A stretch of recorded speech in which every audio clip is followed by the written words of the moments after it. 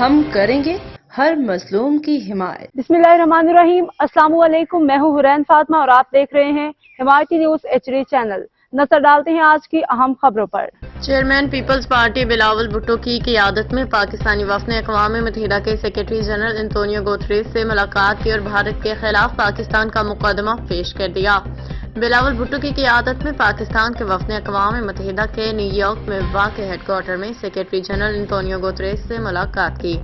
بلاول بھٹو نے اقوام متحدہ کے سیکرٹری جنرل کو وزیر اعظم پاکستان کا خط پیش کیا اور انتونیو گوتریز کی جانب سے تحمل، مکالمے اور سفارتکار کی اہمیت پہ زور دینے والے بیانات اور کوششوں کو سراہا۔